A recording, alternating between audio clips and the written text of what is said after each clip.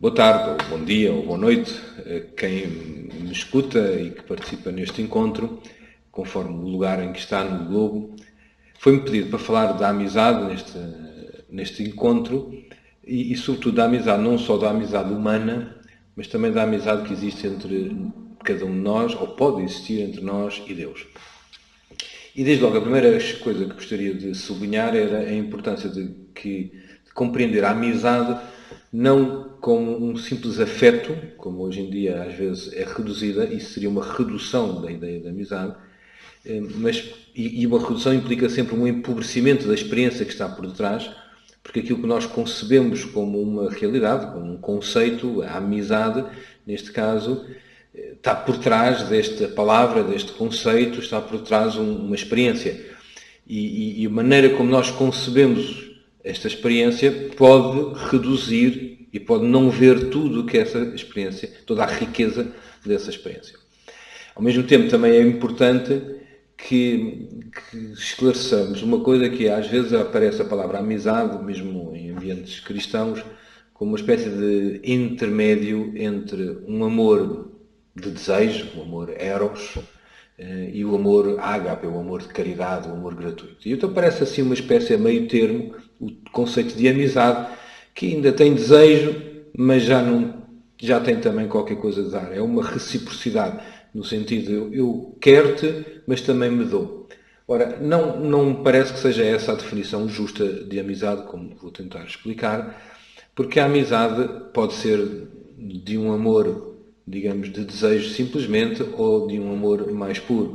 A amizade não é um intermédio, é uma outra experiência recíproca, como vamos ver, de aquilo que é depois a experiência do amor. E vamos ver que, na verdade da experiência humana mais pura e mais verdadeira, como depois São Tomás nos há de explicar, tudo está envolvido. Não é? Eros, filia e ágape não são fases, mas é tudo uma experiência, um todo. Por isso também gostaria agora de começar a fazer um bocadinho uma resenha histórica, mas muito breve, porque vou depois tentar chegar mais detalhadamente àquilo que me parece ser a definição mais completa, que é aquela que depois São Tomás dirá. Mas antes de São Tomás, há muita gente que falou deste conceito e há muitas coisas que entraram na concepção de São Tomás a partir daquilo que outros disseram. Platão falou, de certo modo, da amizade, quer no simpósio, sobretudo, no diálogo sobre o convívio, sobre a necessidade da semelhança, num amor de convívio, e certamente pode-se e deve-se tirar muito das noções de Platão para o amor e para a amizade. Mas é depois Aristóteles, o discípulo de Platão, que vai, de certo modo podemos dizer, completar e explicar e sistematizar aquilo que depois se tornou o conceito da amizade, da filia, porque escreveu em grego Aristóteles. E é muito interessante que, apesar de também já nas obras da juventude de Aristóteles, sobretudo a Ética e o Eudómio, se ter falado de amizade, é sobretudo na sua obra da maturidade, em Ética a Nicômaco, que vai parecer de modo claro e explícito o que é a amizade, ou o que Aristóteles concebe como sendo a amizade. E desde logo o valor da amizade que ele concebe é patente na maneira como o tema da amizade aparece na obra. Na Ética a Nicômaco, que tem 10 livros, os primeiros 7 livros tratam dos temas gerais da moral, o primeiro livro mais introdutório, o que é o bem, o que é um ato humano, depois vai-se explicando como é que se é verdadeiramente ou excelentemente humano, quais são as virtudes e quais são os vícios contrapostos e quais são os meios termos, e depois chega-se ao livro 8º e 9º, portanto, 2 inteiros livros para falar da amizade e para explicar os vários aspectos da amizade. E termina o livro com um 10º capítulo, que é um 10º livro, que trata da felicidade enquanto contemplação do bem, da felicidade numa primeira experiência de prazer, pela presença do bem que se quer, mas depois da contemplação do bem supremo. Numa síntese que me parece possível explicar, diríamos que os primeiros 7 livros tratam da moral do eu, o 8º e o 9º tratam da moral do nós, e o 10º trata da moral religiosa, do aspecto religioso. Embora, claro, Aristóteles ainda não tem a experiência, não tem o conceito de Deus como nós o viremos a ter, mas já lá está patente, de certo modo, este ser supremo que nós queremos contemplar, a verdade máxima. Mas depois de Aristóteles, outros vão continuar a falar da amizade, os estoicos, etc., até que a obra de referência, que depois vai ser importantíssima em todo o primeiro milénio, e sobretudo nos padres da Igreja, é a obra de Cícero. O Cícero escreveu um livro, De Amicitias, que é um pequeno tratado da amizade, e que é um diálogo, como as obras do Cícero são todas, ou quase todas. É um diálogo entre o Caio Lélius, que tinha uma amizade com o Scipione, o Emiliano Scipione, e que para Cícero esta amizade era considerada um modelo. Mas depois o Scipione morre e então há um diálogo que Cícero transcreve entre o Lélius e os seus genros, o Fânius e o Scaevola. Diante da morte do amigo, seria de esperar que Lélius estivesse triste, não é? Morre um amigo, e no entanto não está. E esta é a primeira experiência que o livro de De Amicitias apresenta. E a razão é que na amizade um amigo quer o bem, explica-se. Quer o bem, o maior bem do outro. E por isso o Emiliano ter morrido, depois de ter tido uma vida cheia e ter tido uma vida realizada, que mais se poderia pretender dele, não é? Ou seja, visto que na amizade dos virtuosos, que é assim que depois virá também tema, que também já vem de Aristóteles, na amizade dos virtuosos, aqueles que querem o bem do outro, existe um verdadeiro querer o bem nestas amizades, querer o bem do outro. Se o outro teve uma vida cheia, que deixará memória honrosa, para um romano isto é um aspecto fundamental, então a tristeza seria um sinal quase de uma falta de pureza nessa amizade. Pois indicaria que o amigo faz falta, mas faz falta quer dizer que é para mim. Ora, se eu verdadeiramente sou amigo dele, é para ele que me interessa. E por isso seria uma impureza de uma amizade lamentar a morte de um amigo que foi virtuoso e que foi feliz neste mundo. Isto depois terá que ser cristianizado, claramente, como vamos ver a seguir. Não é a memória só da pessoa que importa, mas é o facto da pessoa poder encontrar-se plenamente com Deus e, portanto, chegar ao céu. Esse é o bem máximo que nós devemos desejar para os nossos amigos. Mas Cícero diz ainda mais que se a amizade implica este querer o bem do outro, ela, no entanto, tem como testemunho, como manifestação desse querer o bem, a existência entre os amigos de algo que é comum. E o que é o comum? É o comum querer. Idem vole, idem nole. Querer o mesmo bem e não querer o mesmo mal. Não é? E esta comunidade, esta comunhão de querer, esta concórdia, tem vários níveis e tem muito a ver com aquilo que une as pessoas, não é? Aquilo que faz com que duas pessoas estejam próximas ou estejam com relações que possam vir a se tornar-se de amizades. Para o romano Cícero, a característica dos verdadeiros amigos não é tanto o que sejam sábios, que saibam muitas coisas, mas que tenham a mesma natureza e que sejam bons.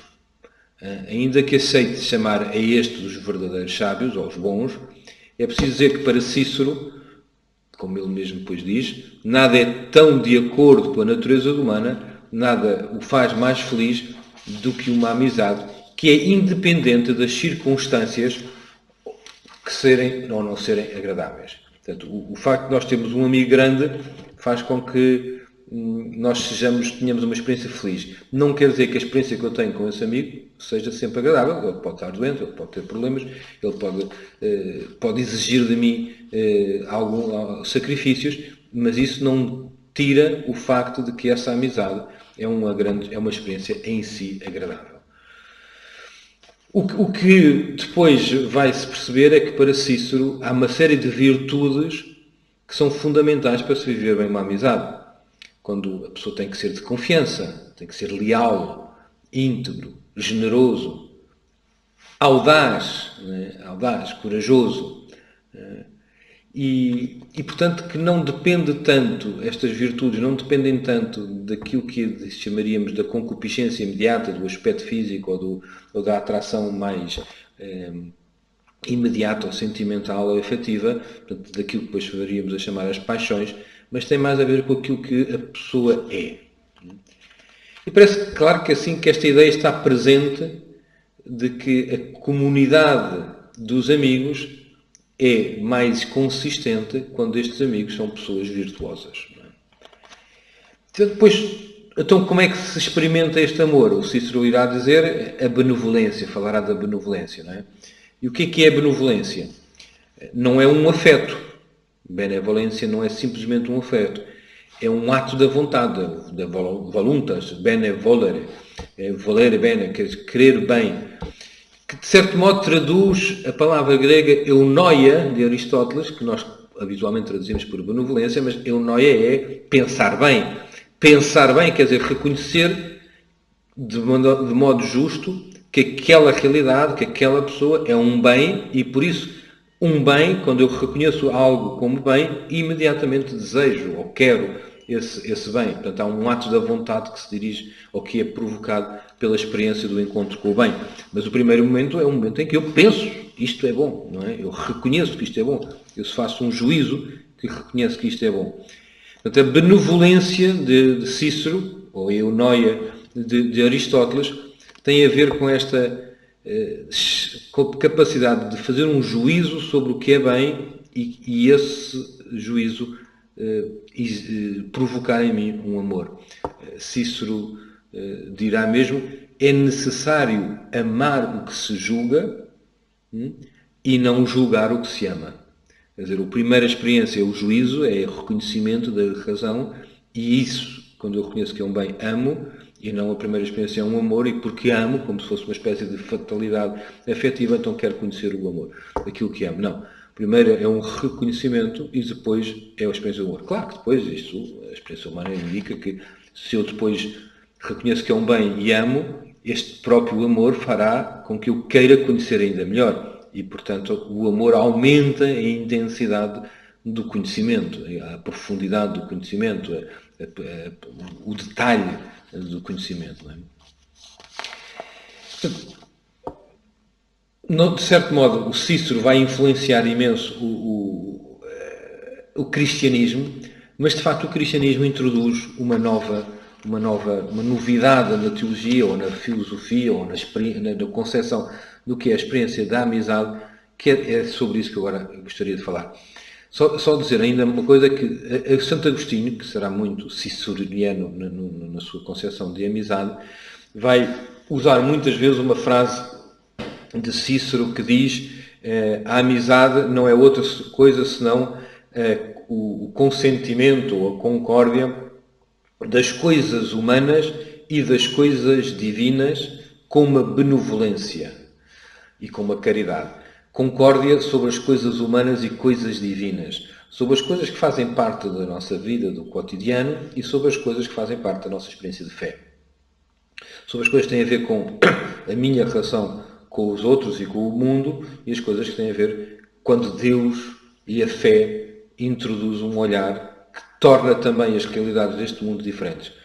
E por isso o Santo Agostinho irá mesmo chegar a dizer que é diferente uma amizade que só está na concórdia das coisas divinas de uma amizade que também tem as coisas dos deuses, que diria Cícero, de Deus e da fé, dirá Santo Agostinho, em comum e consentindo e com benevolência. Juntar a concórdia à benevolência, por isso torna-se fundamental. Com a concórdia eu sei o que é o bem, aquilo que depois viremos a chamar o bem comum, e com a benevolência eu quero, eu atuo. Depois, é evidente que há uns efeitos da amizade, e um dos efeitos da amizade é que, atrás do querer o bem, virá o fazer o bem. Portanto, uma amizade que não se torne um serviço, que não se torne uma ajuda, que não se torne um apoio, que acaba por ser uma amizade incompleta, uma amizade, de certo modo, limitada, ou se calhar nem sequer real e nem sequer verdadeira, não é? Então, o que é que o cristianismo introduz nesta experiência da amizade, que é de facto... O cristianismo, antes de mais nada, explica ao homem o que é o homem. Explicando e introduzindo também a revelação plena do mistério de Deus, Jesus também ensina o homem que é o homem e torna possível o homem ser aquilo para que foi feito. Portanto, torna possível a humanidade realizar-se. Se o coração do homem estava já e continuava marcado por um desejo, por um eco de tudo aquilo que era o plano original de Deus para o homem, o facto é que é com o cristianismo, é com Jesus Cristo, que isso se torna visível, patente e depois também possível. Se nós, de facto, lermos os Evangelhos, vemos que sobre a amizade é fundamental alguns passos, e cito só alguns, muitos outros poderiam ser ditos. Bem, mas Jesus recordou várias vezes que a lei se sintetiza no amar a Deus sobre todas as coisas e ao próximo como a si mesmo. Amar o próximo como a si mesmo é, de certo modo, também uma síntese do que seja a amizade. Eu quero para mim e quero para o outro o mesmo bem. E, portanto, querer o bem do outro é aquilo que também é bem para mim. Eu não posso amar o outro menos do que ama a mim e nem amar o outro mais do que me ama a mim. Portanto, amar o outro como me ama a mim. E esta experiência não é o egoísmo, antes pelo contrário, é a consciência de que existe entre nós qualquer coisa que é bem comum, que é um bem comum, que é a felicidade, mas que sobretudo depois, iremos a perceber, é a própria experiência da vida de Deus. Mas Jesus vai mais longe, não se limita a dizer o que é que devemos fazer, a amar como o próximo como a nós mesmos, mas explica que Deus é amor, não é? E explica que Deus é amor, explicando que o Pai ama, mas também que o Pai, o Filho e o Espírito Santo são um. O mistério da Santíssima Trindade introduz uma consciência de que Deus não é só alguém que ama, mas é em si, na sua comunhão de pessoas, uma experiência de amor. Isso faz com que compreendamos depois o que nós somos à imagem e semelhança de Deus, criados à imagem e semelhança, marcados por essa experiência do que é que significa ser humano, significa ser também, fazer a experiência do amor e ser comunhão de amor. E depois Jesus vai mais longe, não só dizendo que Deus é amor, não só dizendo que nós nos devemos amar, mas também dizendo que nós e Deus podemos nos amar assim. Isto é uma novidade muito, muito importante. Os antigos, Aristóteles nisso é patente, dizia que não é possível haver uma amizade entre os homens e os deuses. Platão tinha sublinhado a importância da semelhança, da igualdade, uma certa igualdade do amor. Aristóteles tinha dito que esta igualdade pode ser uma proporcionalidade, quer dizer, uma mãe pode amar o filho e ser amado pelo filho, mas o amor que a mãe tem pelo filho não é igual ao amor que o filho tem pela mãe, mas há uma proporcionalidade, mas há uma relação, há uma comunicação. Mas depois diz, entre, por exemplo, um escravo e um senhor, a desproporção é total, ou entre um homem e Deus, a desproporção é total, ou entre um animal e um ser humano, a desproporção é total, e, portanto, não será possível a amizade. Agora, com Jesus, introduz-se também na história da humanidade a consciência de outra coisa, é que Jesus não se limita a dizer que nós nos devemos amar e que devemos amar a Deus, torna claro que o homem é elevado pela graça à participação na vida divina. E por causa desta semelhança nova que é ganha pela experiência da graça, nós podemos, de facto, proporcionalmente, diria Aristóteles, mas podemos, de facto, ter uma amizade com Deus. E é isso que depois São Tomás explicará, já lá vamos. Portanto, este também é um aspecto fundamental naquilo que Jesus introduz, a possibilidade de sermos amigos de Deus. Porque, como dirá São Paulo, o amor de Deus foi derramado nos nossos corações pelo Espírito Santo que nos foi dado. Portanto, há uma experiência do Espírito Santo, um facto que o Espírito Santo nos foi dado e, transformando a nossa vida, tornou-nos capazes de uma semelhança dentro da dissemelhança entre nós e o Criador, mas pela participação no Filho e na vida do Filho, tornamos-nos próximos de Deus suficientes para podermos dizer que somos amigos.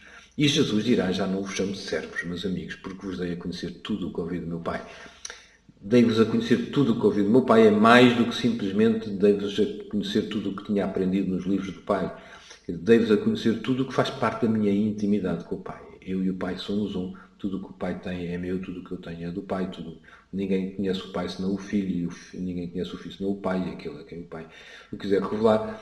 Por isso, também percebemos que partilhares, dei-vos a conhecer tudo o que ouvi do meu Pai, a causa desta amizade entre o homem e Jesus Cristo, entre o discípulo e Jesus, é de facto a participação nesta intimidade de Deus, através da graça que é o Espírito Santo.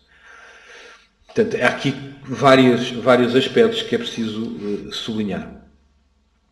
Mas depois ainda podemos dizer mais, quer dizer, o Espírito Santo é-nos dado pela fé em Jesus Cristo, no Pentecostes é dado aos apóstolos e é-nos dado nos sacramentos, sobretudo no Crisma, mas em tantos outros, e o Espírito Santo introduz na vida dos homens uma força vivificadora, torna-nos capazes de viver de maneira plena. E é esta vida plena que também nos torna capazes de viver como filhos no Filho e, portanto, de amar como Jesus amou. E não é por acaso que na última ceia, depois de ter explicado todas estas coisas, Jesus Cristo dirá: amai-vos, não já dirá amar o próximo como a si mesmo, mas amai-vos como eu vos amei. Portanto, este salto qualitativo não é possível senão porque há um salto ontológico qualitativo no ser humano. E é isto que o cristianismo faz e introduz por isso a possibilidade de uma amizade, de uma reciprocidade de amor entre o homem e Deus. E depois, por fim, podemos dizer que não esquecer que Jesus também introduz uma consciência nova sobre o drama da vida humana e do pecado humano. Quer dizer, todo o que Jesus faz não é só uma revelação, uma manifestação de alguma coisa que estava patente, mas é, de facto, a renovação da vida humana, uma introdução da graça na natureza, e como dirá São Tomás, a graça não destrói, mas completa a natureza, e portanto leva à sua plenitude a natureza. O homem torna-se mais homem pela experiência do encontro com Deus, mas também ao mesmo tempo o homem percebe o drama do pecado. E o drama do pecado que tem uma pré-história, ou uma introdução na história com o pecado original, em que nós estamos, de facto, feridos na nossa humanidade. E Jesus redime-nos, portanto, liberta-nos do drama e das consequências do pecado que nos tornavam incapazes de viver uma amizade com Deus plenamente. E de viver uma amizade entre nós de maneira saudável e certa e honesta. Não há dúvidas, se olharmos o texto do livro do Gênesis, quando vemos Deus que passeava na brisa da tarde, onde estavam Adão e Eva, percebemos esta comunhão de vida que fazia parte da origem, que se perde. A expulsão do paraíso é, sobretudo, esta consciência de que agora já não sois capazes de ser meus amigos. E já não sois capazes de ser amigos porque o pecado introduziu uma ferida. E isto é o drama do pecado original. E Jesus, redimindo, tornando pela sua obediência incapaz de vencer a desobediência, portanto, tornando pela sua obediência o pecado morto, matando o pecado, tornou também possível voltarmos a estar com Deus como no início. Mas agora com um salto qualitativo, porque já não somos só imagem e semelhança de Deus, mas elevados à condição de filhos. Filhos no Filho, não é? Como dirá São Paulo. Então, todas estas coisas nós aprendemos com o cristianismo. E, portanto, o cristianismo, todo o primeiro milénio da história do cristianismo, os padres da Igreja, vai sublinhar vários aspectos desta questão, mas muito marcados por Platão, que via impossível uma amizade entre o dissemelhante e sublinhava que a maior dissemelhança podemos imaginar é entre o Criador e a criatura, ou entre os deuses e os homens. Os cristãos do primeiro milénio dificilmente falarão de uma amizade com Deus. Vai ser, de facto, São Tomás que, na Suma Teológica, nos dirá que a caridade é uma certa amizade com Deus. E isto introduz a experiência da amizade nas relações com Deus, o conceito da experiência da amizade nas relações com Deus. É isto que gostaria agora, nesta segunda parte da minha introdução, da minha conversa, explicar um bocadinho o que é que São Tomás entende por amizade. Há muito mais coisas que será possível ser dita, mas gostaria de partir daquilo que São Tomás, quando diz que a caridade é uma certa amizade com Deus, o que é que ele entende por amizade. Vamos ver aqui muito influência de Aristóteles, mas ao mesmo tempo vamos ver os novos efeitos que o cristianismo introduz numa experiência de amizade que antes era inimaginável para Aristóteles. E depois vamos perceber que as amizades humanas são de facto um convite a serem imagem e semelhança destas amizades que há em Deus e que depois há entre Deus e os homens. Nós não podemos ter exatamente a mesma experiência de amizade entre nós e outra pessoa humana que temos entre nós e Deus, mas há uma semelhança, e esta é aquilo que também nos permite perceber que tudo se pode chamar amizade.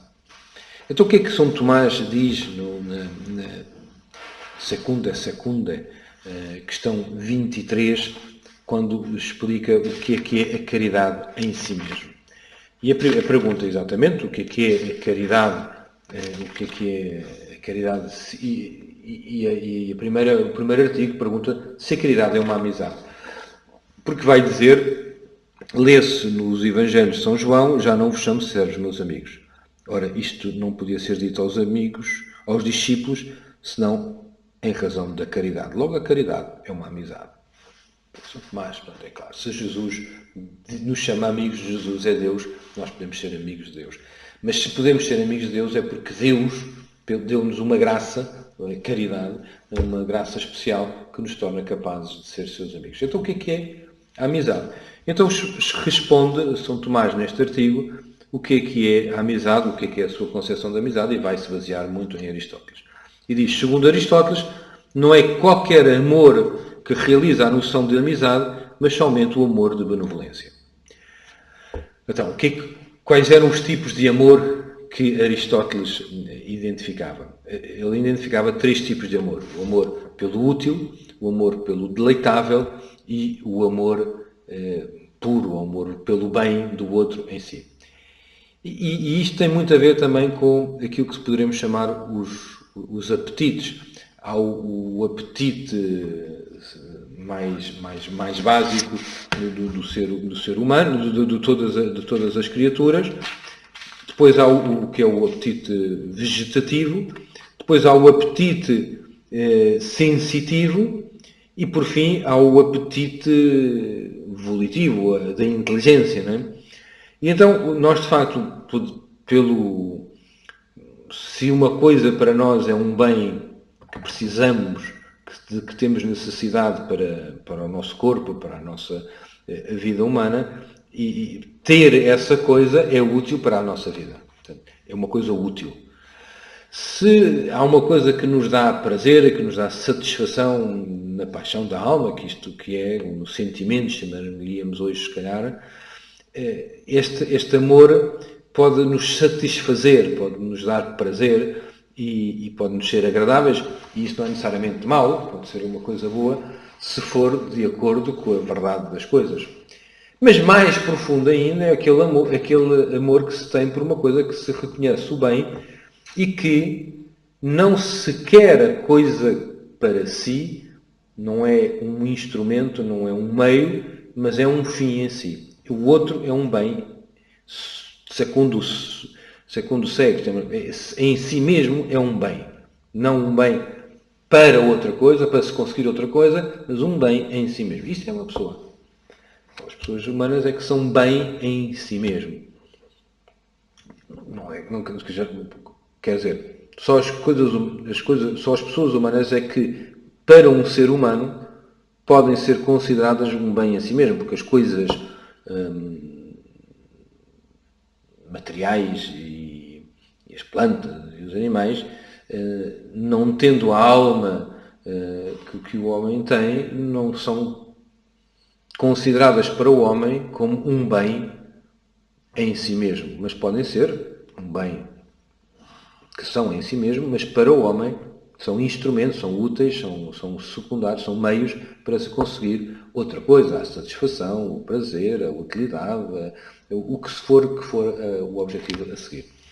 Portanto, e Aristóteles terá dito então que existem estes três tipos de bens, o útil, o prazer e o bem em si, e São Tomás, que já na prima secunda, portanto, estamos na segunda a falar da caridade, mas na prima secunda, na questão 26, quando fala das paixões da alma, explica o que é o amor, São Tomás explicará que o amor se pode dividir entre um amor de benevolência e um amor de concupiscência, entendendo que o amor de concupiscência é aquele amor que eu desejo algo para um outro fim, e um amor de benevolência é aquele que eu desejo algo para aquele bem em si, que é o fim. Portanto, o bem como aquele que provoca uma saída de mim para dar qualquer coisa a ele, ou o bem que é uma coisa que introduz, que me leva a querer para mim este bem.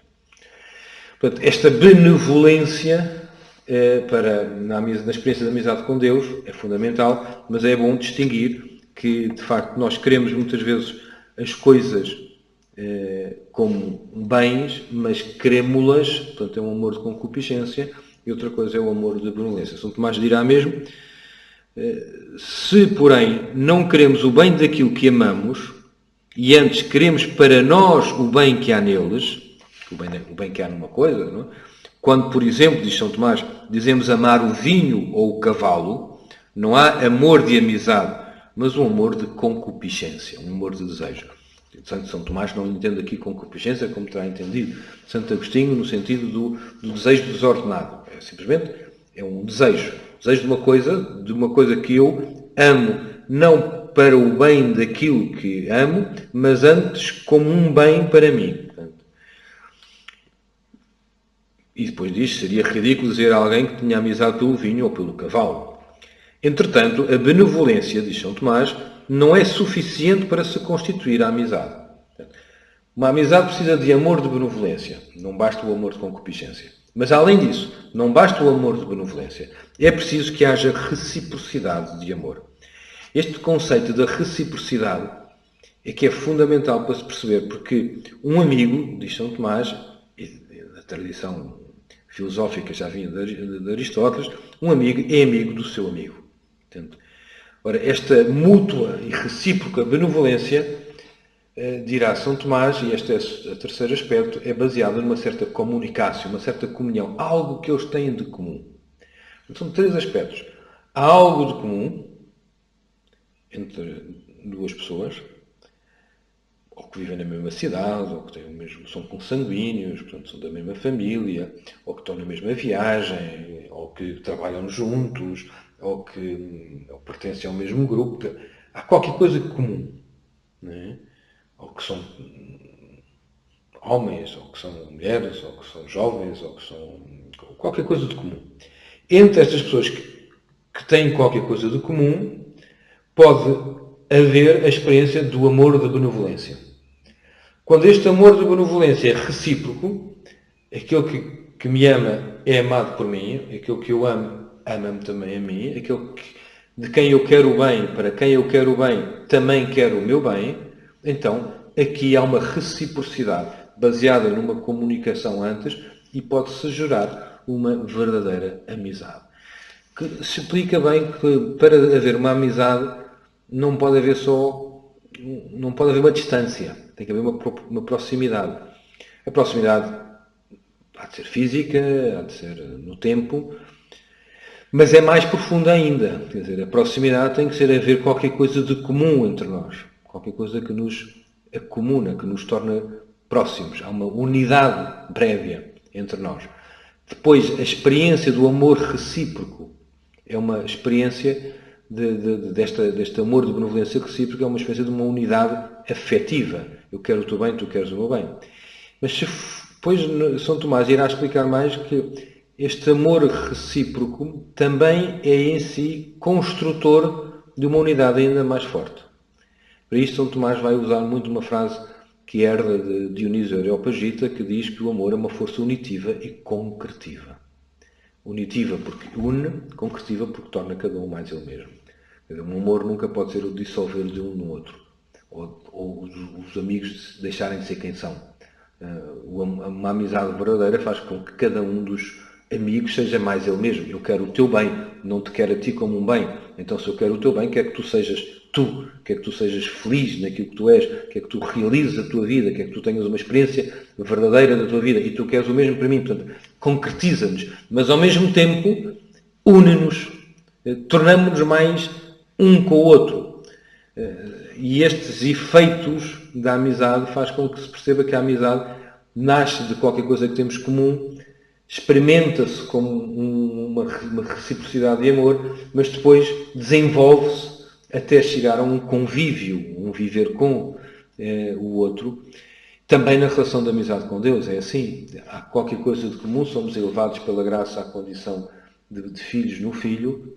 Há uma reciprocidade porque Deus nos ama sempre e nós podemos responder ao amor de Deus com amor, mas depois há um desejo, diria, de Deus e também de nosso, de chegarmos a uma comunhão de vida para o vermos, quando o virmos face a face, seremos semelhantes a Ele ainda mais. Por isso há uma unidade ainda mais completa e mais profunda da nossa relação com Deus, que só é expectável no céu, depois da vida neste mundo.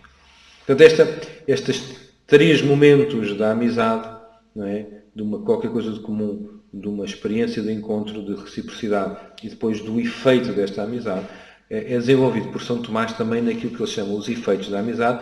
Começa por dizer que um dos efeitos é o êxtase, quer dizer, a pessoa que é amiga do outro tem que sair de si, não pode ser só para entrar em si. Qualquer ato de vontade, São Tomás dirá que é um ato que faz com que eu queira sair de mim para ir ao encontro do bem que reconheço como tal. Enquanto que o ato de conhecimento é um ato pelo qual eu recebo a verdade e ela, de certa maneira, entra em mim como verdade, e há uma adequação entre aquilo que eu concebo da realidade e aquilo que a realidade é, e este conhecimento é qualquer coisa que entra em mim. O ato da vontade é o encontro com um bem que me faz sair de mim, há um êxtase, há uma exteriorização de mim. Por outro lado, São Tomás também dirá que há uma mútua pertença e comunhão. Ele chama-lhe mútuo inésio, uma pessoa que está dentro da outra. O amado está no amante, mas quando há uma reciprocidade, o amado e o amante estão um no outro. Não é? Também por isso poderemos dizer que diz São Tomás irá desenvolver mais na Suma contra Gentilis, que é nós estamos em Deus, porque e Deus está em nós, não é? Portanto, nós enquanto Deus nos ama e vem ao nosso encontro, acolhemos a Deus, mas enquanto também respondemos a este amor, vivemos em Deus. E esta mútua entrada, esta comunhão íntima de amor, é aquilo que de certo modo está também patente na frase de Jesus: dei-vos a conhecer tudo o que ouvi do meu Pai, e por isso já não vos chamo servos, mas chamo-vos amigos. Mas ainda há um último, uma síntese do último efeito do amor, que se experimenta na história em que vivemos, no tempo, é que se eu quero o bem de alguém, e quero efetivamente e realmente, eu tento fazer o bem a esse alguém. Eu não posso querer o bem e ao mesmo tempo não fazer o bem. Não é? Portanto, o bem que eu quero para o outro não é necessariamente aquilo que à primeira aparece, e por isso é preciso a purificação da razão para perceber o que é verdadeiramente bem para o meu amigo. Muitas vezes o meu amigo é entendido como alguém que eu quero como um bem, e isto é verdade, mas não é a totalidade do amor, porque como já vimos, o verdadeiro amor é quando eu quero o bem dele e não só ele como um bem para mim. Mas mesmo quando eu quero o bem dele, posso ir compreendendo cada vez melhor o que é o bem dele. O primeiro nível do bem dele é a vida. Mas depois, além da vida, há a sobrevivência, a providência de Deus. Deus criou-nos e se criou o nosso bem. Deus é providente e coloca-nos no seio da família, permite-nos alimentação, há uma providência. E depois há ainda mais até chegarmos de facto à comunhão eterna com Deus, portanto, à bem-aventurança, à beatitude final do convívio. E por isso também nós, nas amizades humanas, a primeira coisa que queremos do amigo é que ele exista. Ninguém pode dizer amo alguém e matá-lo, como agora se pretende na eutanásia. É uma contradição de termos. Não posso dizer, eu quero o teu bem, por isso te mato. Eu quero o teu bem, quer dizer, quero-te também vivo. Quero-te dar bens. Não posso deixar de poder dar-te bem porque tu morreste. Por isso, a eutanásia é uma contradição, o aborto, enfim, todas estas mortes, que não são chamamento de Deus, mas que são introduzidas pelos homens, não são bem. Mas tudo o resto, quer dizer, depois também o desprezo ou a indiferença que se pode ter por alguém, não me interessa se tens fome ou não tens fome, não me interessa se estás nu ou se estás vestido, todas as obras de misericórdia são necessariamente também marcas deste bem que eu quero para o outro. Mas, ultimamente, o que eu quero para o outro é Deus. Quer dizer, se eu quero um bem, não posso querer um bemzinho, tenho que querer um bem maior. E se o bem maior é o eterno e infinito de Deus, então a verdadeira amizade não pode se desligar da evangelização, se quisermos, da vontade de querer que o outro encontre-se com Deus. Ora, este querer o bem, como eu dizia, tem como efeito, depois de fazer um juízo sobre o que é o verdadeiro bem, tem como efeito também gerar ações minhas de fazer o bem ao próximo. E por isso, o bem que eu quero torna-se também o bem que eu faço. A benevolência torna-se beneficência. Para se poder completar isto numa comunhão de vida. Comunhão de vida não é uma expressão usada por São Tomás. São Tomás usaria mais a união real, a união real. Mas nós falaremos, na linguagem mais moderna, desta expressão de comunhão, que de facto pode sintetizar o que é a amizade. A amizade pretende ser e concretiza-se numa comunhão de vida, numa partilha, numa reciprocidade de amor, de benevolência. Bom, espero que isto tenha ajudado um bocadinho a pensar o que é esta amizade. Há muita coisa ainda para pensar e, sobretudo, há um juízo para se fazer sobre o que hoje se chama amizade, para podermos elevar o conceito, não tanto para uma questão intelectualista de dizermos que isto é mais esquisito ou mais erudito, mas para valorizarmos aquilo que a verdade do homem procura continuamente, que é a experiência do amor. De amar e de ser amado. De amar e ser amado entre nós humanos, mas ultimamente amar e ser amado por Deus. Deus já nos ama. A nossa resposta a Deus introduz a amizade, a reciprocidade da nossa relação com Deus. E isto é uma maravilha. Muito obrigado.